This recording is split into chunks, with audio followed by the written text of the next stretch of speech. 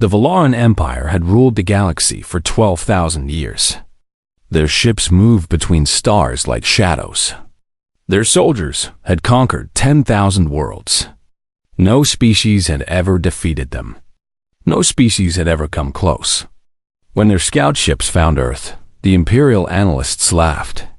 They studied the small blue planet and its strange inhabitants. Soft skin, weak bones. Lives that lasted less than 100 years. The Valorans lived for thousands of years. To them, humans were like insects born, alive for a moment, then gone. Class 7 primitive species, the report said. No threat. Easy conquest. Recommended for immediate annexation. Commander Yun Tai-ho was drinking coffee in his office when the transmission arrived. He was 52 years old, with gray hair and tired eyes. He had spent 30 years in the United Earth Defense Fleet, waiting for something that most people thought would never come. First contact. The message was simple. The Valaran Empire claimed Earth and all its resources. Humanity had 30 days to surrender. Complete submission was required. Any resistance would result in total extinction. Tai-ho read the message 3 times. Then he called Admiral Park Jisoo. Jisoo was only 38 years old, the youngest fleet commander in human history. She had short black hair and a scar on her left cheek from a training accident. When she received the call, she was already preparing. "You've seen it," she said. It was not a question.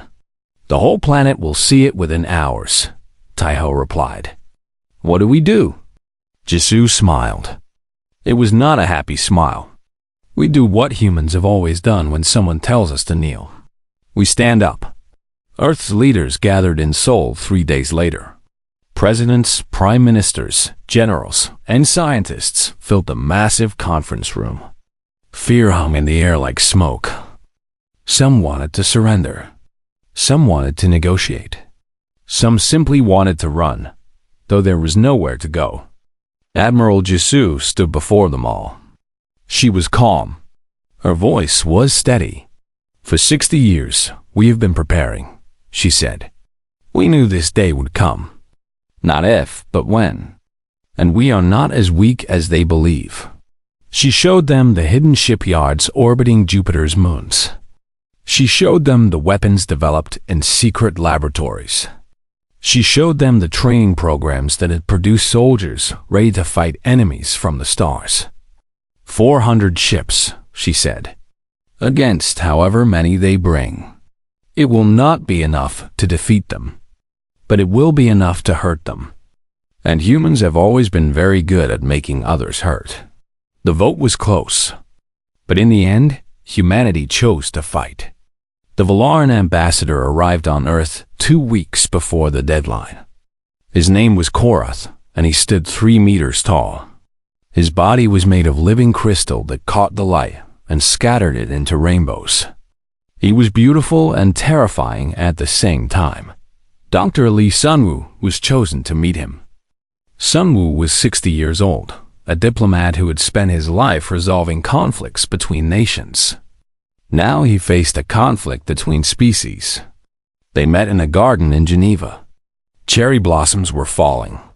Sunwoo thought it was a strange place for such a meeting, but perhaps that was the point. This was Earth. This was home. This was what they were fighting for. Korath looked down at the small human before him. "You are the one who speaks for your species?" "I am one of many," Sunwoo replied.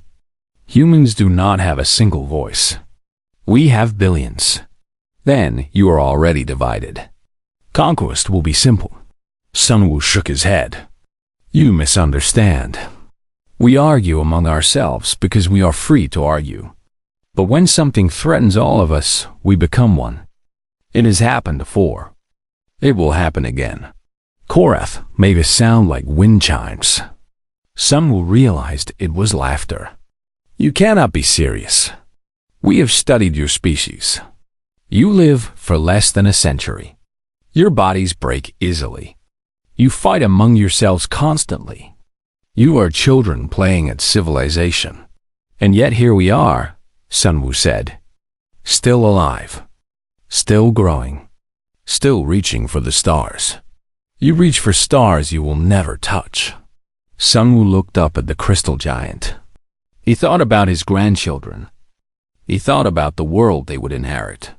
He thought about all the generations of humans who had fought and died so that their children could have a better life. We do not kneel, he said. That is our answer. Take it back to your empire. Korath was silent for a long moment. The cherry blossoms continued to fall around them. You understand what this means, the ambassador said finally. Your species will be erased. Your cities will become dust. Your children will never be born. Your history will be forgotten. In 1,000 years, no one will remember that humans ever existed. Sunwoo smiled. It was a sad smile, but there was iron behind it. Then we will make sure the galaxy remembers. We will make sure that when other species face your empire, they will remember what humanity did. We will become a legend. And legends never die. Korath stared at the old human for a long time. Something flickered in his crystalline eyes, something that might have been curiosity, or perhaps the first tiny seed of doubt. You are either very brave or very foolish, he said. Maybe both, Sunwoo replied. That is what it means to be human. The ambassador left Earth that night. His report to the Empire was brief. The humans refused to surrender. They appear to believe they can resist. This is obviously impossible, but they seem committed to their delusion. Recommend immediate military action to prevent any complications. The Imperial Council received the report and made their decision within hours. 3,000 warships would be sent to Earth. It was more than enough to conquer 100 worlds. For a single primitive planet, it was absolute overkill. But the Empire believed in sending messages. Other species were watching. Other species needed to see what happened to those who defied Valoran rule. On Earth, Admiral Park Jisoo received intelligence about the approaching fleet. 3,000 ships. More firepower than humanity had ever imagined. She gathered her captains and showed them the numbers. No one spoke. They all understood what they were facing. We cannot win this battle, Jisoo said. Not in the traditional sense. But victory is not our goal. Survival is not our goal. Our goal is to show the galaxy that humans do not break. Our goal is to make them bleed so badly that they never forget us. Captain Kang Mirei, commander of the ESS Defiance, raised her hand. And after we make them bleed? What then? Jisoo's eyes were cold and bright. Then we make them pay. The Valoran Armada arrived on a Tuesday morning. 3,000 warships filled the sky like a second moon. They blocked out the sun over Asia and cast shadows across Europe. Children stopped playing and looked up. Old men who had seen many things in their lives saw something new. The face of extinction. Admiral Park. Jisoo stood on the bridge of the ESS Unity, humanity's command ship. Around her, 400 human vessels formed a defensive line. They looked like toys compared to the enemy fleet. Each Valoran battleship was the size of a small city. Each one carried enough weapons to burn a continent. All ships report ready, said her communications officer. A young man named Shin Junho. His voice was steady, but his hands were shaking. Jisoo noticed. First battle? She asked. Yes, Admiral. Then make it count. The Valoran fleet did not wait. They did not negotiate. They simply opened fire. Beams of purple light cut through space and struck the human defensive line. 3 ships exploded in the first second. 7 more in the next. Captain Kang Mirei watched the destruction from the bridge of the ESS Defiance.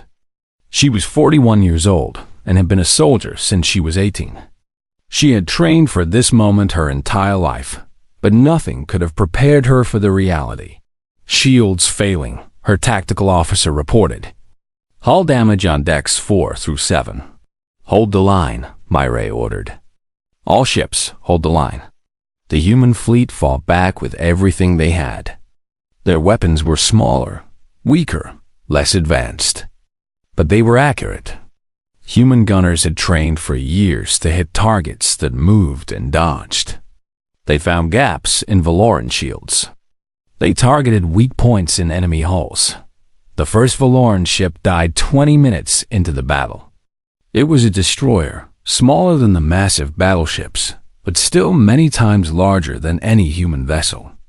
When it exploded, a cheer went through the human fleet. Then 2 more Valoran ships fell. Then 5 more. High Commander Veltaran watched from his flagship with growing confusion. This was not what the analysts had predicted. These primitive creatures should have been running by now. They should have been begging for mercy. Instead, they were fighting like something he had never seen before. "Commander," his tactical officer said, "the humans are. They are ramming us." "Ramming?" "They're damaged fighters. Instead of retreating for repairs, they are flying directly into our ships. They are using themselves as weapons." Veltaran did not understand. In 12,000 years of conquest, no species had ever done such a thing. It made no logical sense. A pilot should preserve their own life. A pilot should retreat when damaged. A pilot should not deliberately die. But humans were dying. And they were taking Valorans with them. On the surface of Earth, Sergeant Cho Hyun-woo heard the explosions in the sky. He was in Bizen, organizing the resistance. When the Empire's ground forces began landing, he was ready. The Valoran soldiers were tall and strong. Their armor could stop bullets. Their weapons could turn humans to ash. They marched through the streets expecting easy conquest. They found hell instead. Hyun-woo had spent months preparing the city. Every building was a trap. Every street was an ambush. Every civilian who had chosen to stay was armed and ready. The first Valoran patrol walked into a narrow alley. Explosions went off on both sides. Human fighters appeared on rooftops and opened fire. The patrol tried to retreat, but the entrance was already blocked. None of them survived. "They expected us to be sheep," Hyun-woo told his soldiers. "They expected us to run and hide and wait for death. But we are not sheep. We are wolves. And this is our home." The fighting continued for hours. The Valorans had superior technology, but the humans knew every street, every building, every hiding place. They attacked and disappeared. They set traps and waited. They made the invaders pay for every meter of ground. In space, the battle was going badly for humanity. 100 human ships had been destroyed. 200. The Valoran fleet was damaged, but still overwhelming. Admiral Jisoo knew they could not hold much longer, that they had done something that no one expected. They had made the Empire bleed. "Admiral," Junho said, "we're receiving a transmission from the Valoran commander." Jisoo nodded. "Put it through." The face of High Commander Veltaran appeared on the screen. He was a Valoran of high rank, his crystalline body glowing with inner light. But there was something in his eyes that had not been there before. Fear. "Human commander," he said, "your resistance is impressive but futile. Surrender now, and some of your species may be allowed to live as servants of the Empire." Jisoo laughed. It was a real laugh, full of genuine amusement. "You came here with 3,000 ships," she said. "You thought you would crush us in hours. But look at your fleet now. Look at how many ships we have taken from you. And we are just getting started. You have lost half your fleet. And we have hurt you more than any species has in 12,000 years. How does that feel, Commander? How does it feel to bleed?" Veltaran was silent. "Let me tell you something about humans," Jisoo continued. "We don't get weaker when we take losses. We get stronger. Every ship you destroy makes us angrier. Every soldier you kill makes us more determined. You cannot break us by hurting us. You can only make us more dangerous." The transmission ended. Captain Murray heard the Admiral's words and felt something rise in her chest. Pride, defiance, the knowledge that even if she died today, she would die fighting. "All ships," Jisoo ordered. "Operation Harvest. Execute." Operation Harvest was simple. The remaining human ships would focus all their attacks on a single target, Velteron's flagship. They would throw everything they had at the enemy commander.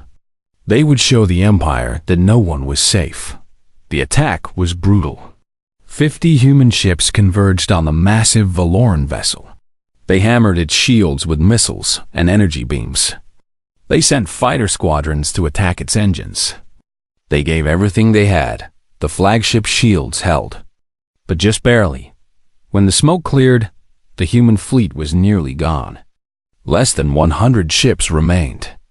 But they had proven something that the galaxy would never forget. Humanity could hurt the Empire. Humanity could make them afraid. High Commander Velteron looked at the damage reports and felt something he had never felt before. Doubt.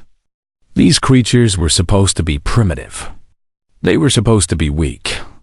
Instead, they had cost him over 300 ships in a single battle. "They are learning," he said quietly. "They are adapting in real time. That should be impossible for a Class 7 species." His adjutant approached with more bad news. "Commander, our ground forces are reporting heavy casualties. The humans are using unconventional tactics, ambush, traps. They hide among civilians and attack without warning. Our combat algorithms cannot predict their movements." Velteron closed his eyes. For the first time in his very long life, he wondered if the Empire had made a terrible mistake. On the surface of Earth, Sergeant Cho Hyun-woo looked up at the sky. The battle was over for now, but the war was just beginning. The invaders held the orbit, but they did not hold the ground. "They think they've won," he said to his soldiers. "They think the hard part is over. But they don't understand. For humans, the hard part is when we really start fighting." He loaded his weapon and smiled. "Welcome to Earth." 6 months had passed since the invasion began. The Valoran Empire controlled Earth's orbit completely. Their ships circled the planet like hungry birds waiting to feed. They could bomb any city at any time. They could destroy anything they wanted. But they could not hold the ground. Every occupied city was a nightmare for the invaders. Tokyo, New York, London, Mumbai, Cairo, each one had become a maze of death. Human fighters hid in tunnels, in buildings, in the ruins of their own civilization. They attacked at night. They attacked during storms. They attacked when the Valorans thought they were safe. Sergeant Cho Hyun-woo had become a legend. His unit had killed more than 200 Valoran soldiers. They called themselves the Ghost Brigade because they appeared from nowhere, struck hard, and disappeared before the enemy could respond. "They still don't understand," Hyun-woo told his soldiers one night. They were hiding in a subway tunnel beneath Seoul. The smell of smoke and blood hung in the air. "They keep sending patrols into areas we control. They keep thinking that more soldiers will solve the problem." A young fighter named Yoon Hana laughed bitterly. "More soldiers just means more targets." Exactly. The Valorans had a problem they had never faced before. Their combat algorithms were designed to predict enemy behavior based on logical patterns. But humans did not fight logically. They fought with anger, with spite, with a determination that made no sense to creatures who lived for thousands of years. A Valoran soldier might think, "If I attack that position, I will take casualties.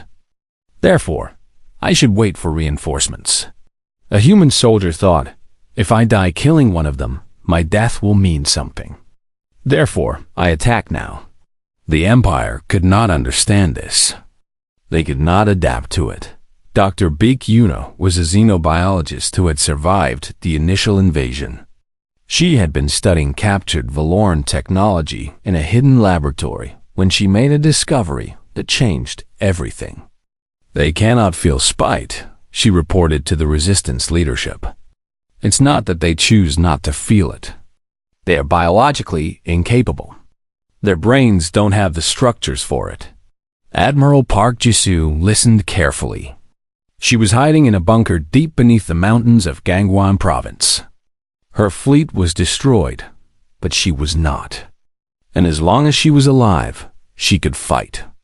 "Explain what that means," she said. Yuna pulled up her research on a battered computer screen. "When a Valoran faces certain defeat, they surrender. It's logical. Why die when you can live? But humans invented the concept of, if I'm going down, I'm taking you with me." The Valorans literally cannot understand that thinking. To them, it looks like insanity. Jisoo smiled slowly. "So our greatest weapon is something they cannot defend against." "Yes, they can predict logic. They cannot predict spite." The resistance used this knowledge. They stopped trying to win battles in the traditional sense. Instead, they focused on making every Valoran death as costly as possible. They set traps that required sacrifice. They launched attacks that had no hope of success, only the guarantee of mutual destruction. Lieutenant Han Do-eun was given command of Operation Phoenix. It was a suicide mission, and everyone knew it. The target was the Valoran Orbital Command Station, a massive structure that coordinated all enemy operations on Earth. Destroying it would blind the invasion force for weeks. Diane was 34 years old. She had a daughter named Suji, who was hiding in a refugee camp in the south. She knew she would never see Suji again. "Why me?" she asked Admiral Jisoo. "Because you're the best pilot we have left. And because you volunteered, I didn't volunteer." Jisoo looked at her with old, tired eyes. "Yes, you did. The moment you put on that uniform. The moment you swore to protect Earth. Every soldier volunteers for this the day they become a soldier." Do-eun was silent for a long moment. Then she nodded. Her team was small. 12 pilots, 12 fighters, 12 lives. They trained for 3 weeks in absolute secrecy. They memorized every detail of the command station. They practiced until their movements were perfect. On the night of the attack, Do-eun recorded a message for her daughter. "Suji, when you watch this, I will be gone. But I want you to know something. I am not dying because I gave up. I am dying because I chose to fight. There is a difference. Giving up means letting the darkness win. Fighting means carrying the light as far as you can, even if you know you won't reach the end. Carry the light, Suji, for me. For all of us." The 12 fighters launched at midnight. They flew low over the ocean to avoid detection. When they reached the edge of space, they accelerated to maximum speed and charged straight at the command station. The Valarans detected them too late. Defense systems activated, but the human pilots were ready. They dodged and weaved through energy beams. 3 fighters were destroyed in the first minute. 4 more in the second. Do-eun was one of the last 5. She could see the command station ahead, a massive structure of crystal and metal, glowing with power. Beautiful and terrible. "All pilots, attack pattern Delta," she ordered. "Make every shot count." The fighters opened fire. Their weapons were small, but they knew exactly where to aim. The command station's shields flickered. Explosions bloomed across its surface. Do-eun's fighter took a hit. Alarm screamed. The cockpit filled with smoke. "Lieutenant, eject." Her computer said, "Eject now." She ignored it. Instead, she aimed her damaged ship at the station's main reactor. She thought about Suji. She thought about Earth. She thought about all the humans who would live because of what she was doing. "For humanity," she whispered. The explosion was visible from Earth's surface. In her bunker, Admiral Jisoo watched the command station die. She did not cheer. She did not celebrate.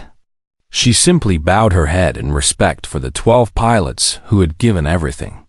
Then she opened the secure channel. Engineer Oji-wan, report. Jai-wan was deep beneath the Antarctic ice, in a laboratory that the Valorans had never found. He was 55 years old, with white hair and hands that never stopped shaking from too much coffee.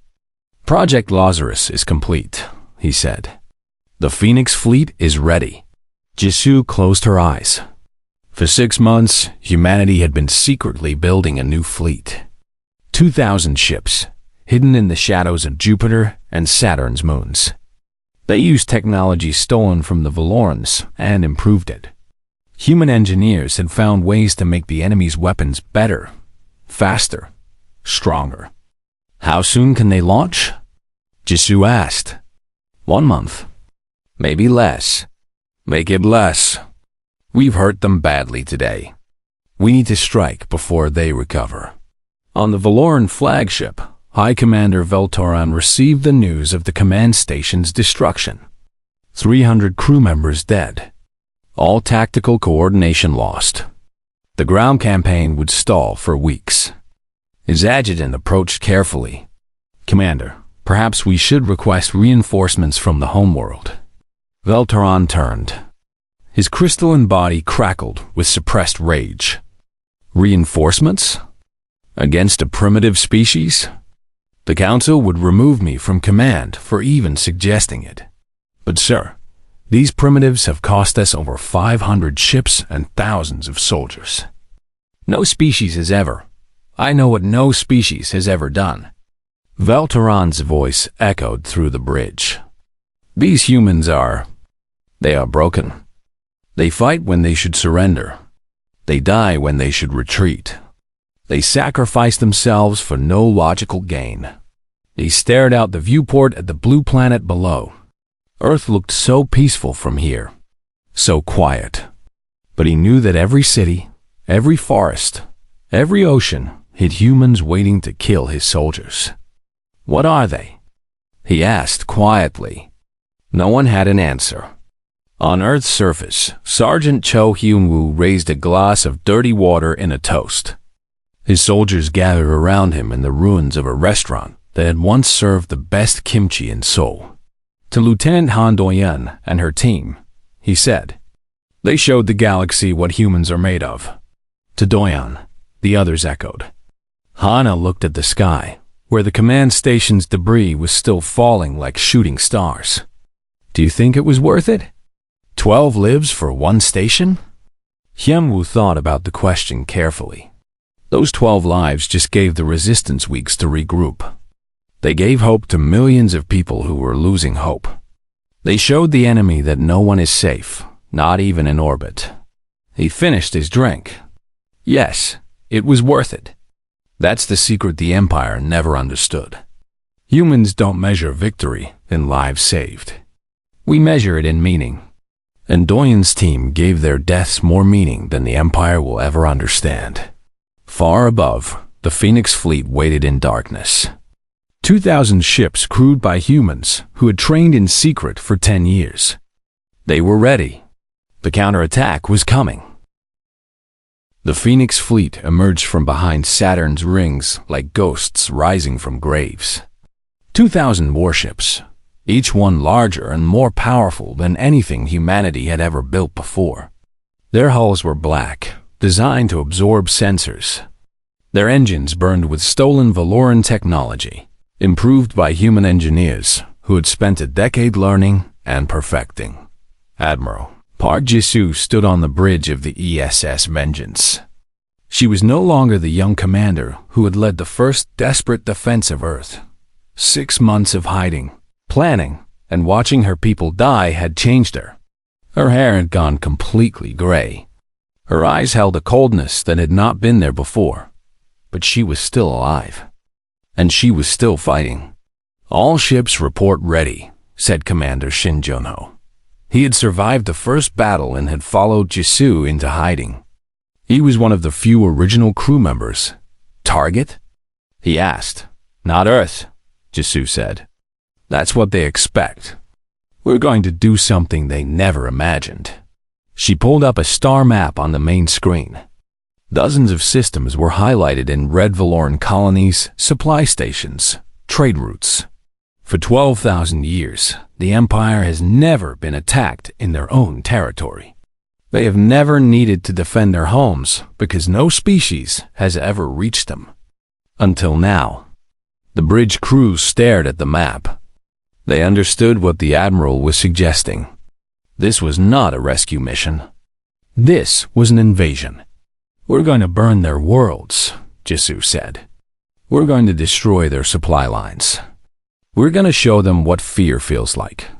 Captain Yoon Tae-ho commanded the strike force that hit the first Valoran colony. He had been promoted after surviving the siege of Terra, and his reputation had grown among both humans and Valorans. The enemy called him the Ghost Admiral, because his ships appeared without warning and disappeared. Before reinforcements could arrive, the colony was called Velkar, a beautiful world of crystal forests and purple oceans. 3 million Valorans lived there. They had never seen war. They had never known danger. They believed the Empire would protect them always. Taeho's fleet arrived at dawn local time. The colonists looked up and saw human warships filling their sky.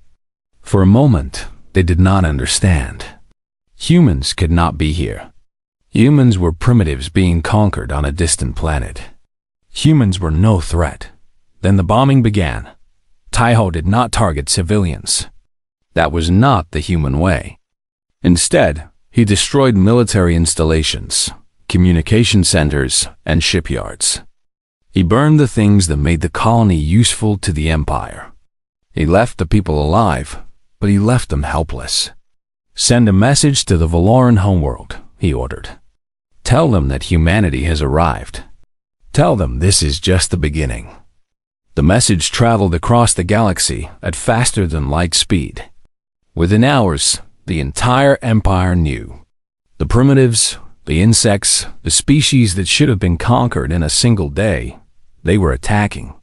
They were winning. On the Valoran homeworld, panic spread like fire. The streets of their ancient cities filled with fearful crowds. For the first time in 12,000 years, Valoran citizens looked at the sky and felt afraid. High Commander Veltoran received orders to abandon the Earth, campaign and return home. He refused. If we retreat now, they will know we can be defeated, he argued to the Imperial Council. We must crush them here before they grow stronger. The Council disagreed. They removed Veltoran from command and appointed Supreme Commander Velkorath in his place. Velkorath was older, more cautious, and more ruthless. He had one solution to every problem: overwhelming force. Prepare the Stellar Annihilator, he ordered. The Stellar Annihilator was the Empire's greatest weapon. It was a machine that could destroy entire star systems. In 12,000 years, it had been used only 3 times, each time against a species that threatened to grow too powerful. The species no longer existed. Neither did their stars. We will destroy their sun, Velkorath announced. Their planet will freeze. Their species will die. And the galaxy will remember what happens to those who defy us. The news reached Admiral Jisoo through intelligence networks that humanity had built during the occupation.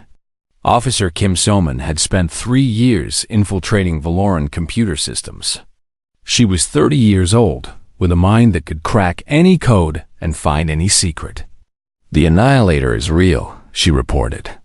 They're powering it up now. We have maybe 2 weeks before it's ready to fire. Jisoo felt the cold weight of despair settle on her shoulders. 2 weeks. After everything they had fought for, everything they had sacrificed, the enemy could still destroy them with the push of a button. Can we stop it? She asked. So-man smiled. It was a dangerous smile, the kind that came from knowing something no one else knew. I didn't just find information about the weapon, Admiral. I found the control codes. All of them. You can shut it down? Better.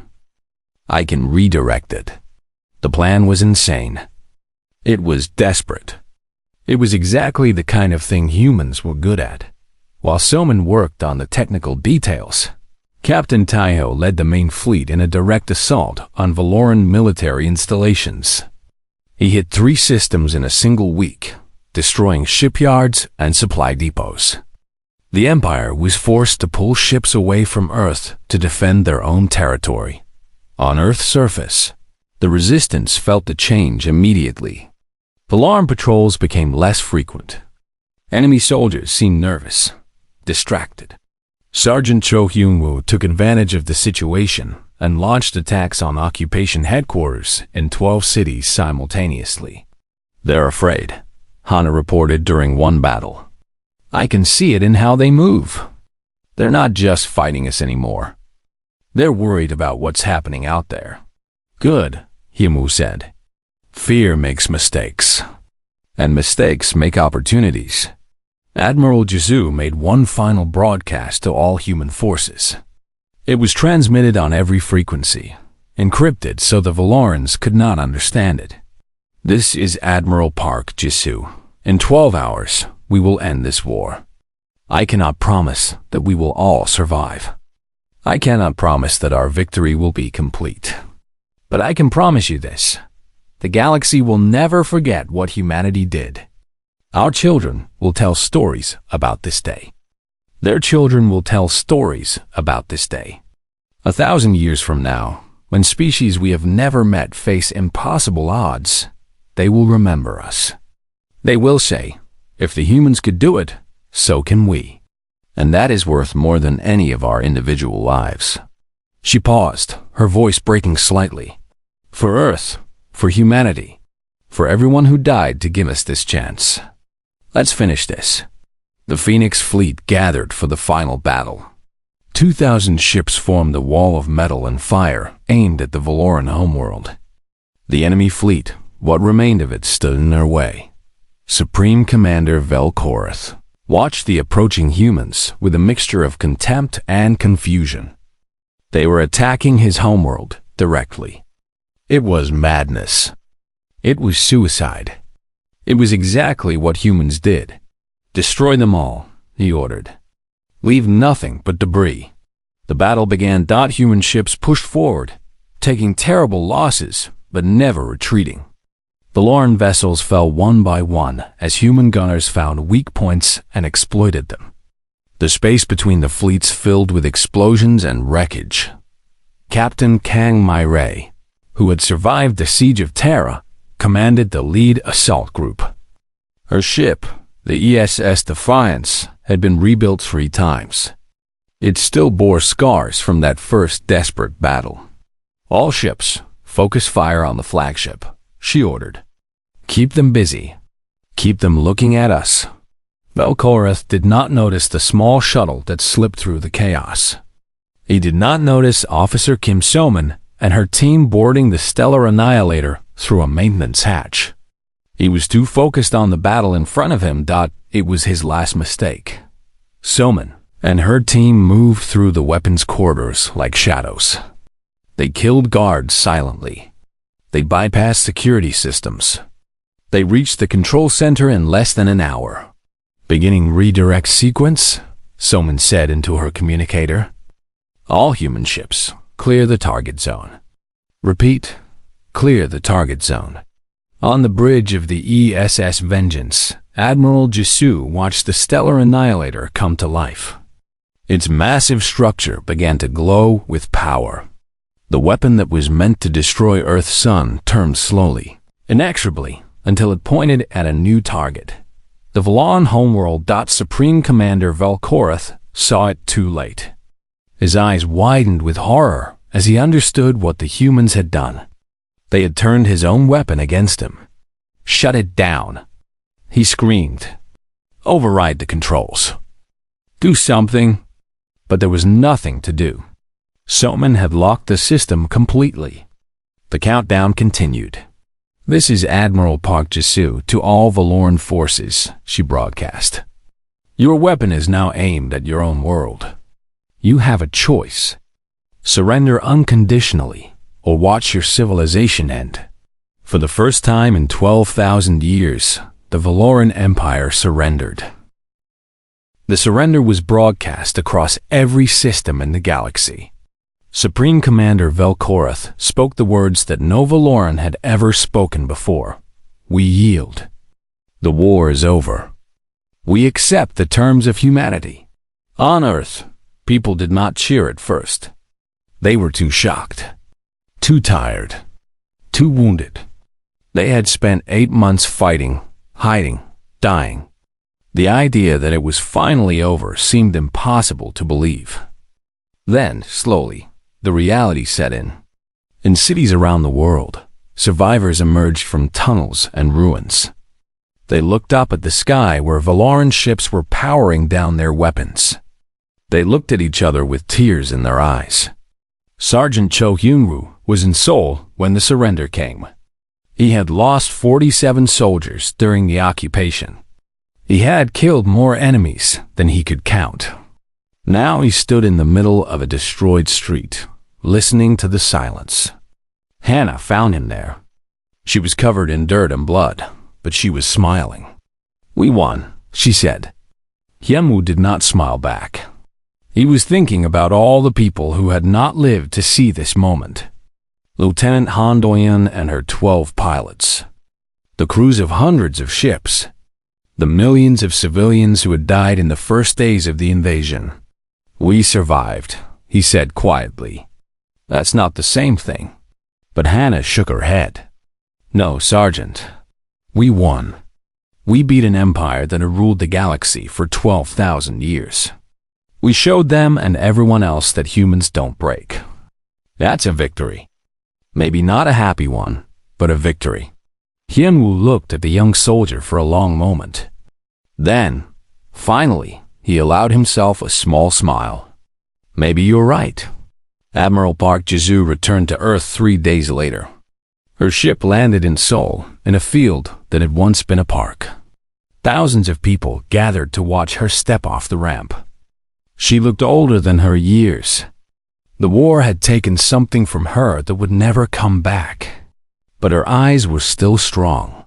Her voice was still steady. "We did not fight this war alone," she said to the crowd. "Every soldier, every resistance fighter, every scientist, every engineer, every civilian who refused to give up, they all fought. They all sacrificed. They all helped us reach this day." She paused, looking out at the faces before her. "And many of them are not here to see it. We cannot bring them back. We cannot undo what was done. But we can honor them by building something better. We can create a future worthy of their sacrifice." The peace treaty was signed 1 month later. Dr. Lee Sun-woo, who had told the Valoran ambassador that humanity would not kneel, represented Earth. He was older now, worn by years of war and worry. But he stood straight and spoke clearly. "This treaty is not about revenge," he said. "Humanity could destroy the Valoran Empire. We have proven that. But we choose not to. We choose to offer peace instead of extinction. We choose to offer partnership instead of conquest." The Valoran representatives listened in silence. They had expected humans to be cruel in victory, as the Empire had been cruel in conquest. Instead, they found something they did not understand: mercy. "Why?" one of them asked. "We tried to destroy your species. We killed millions of your people. Why would you spare us?" Sun-woo smiled sadly. "Because we know what it feels like to face extinction. We know the fear and the despair.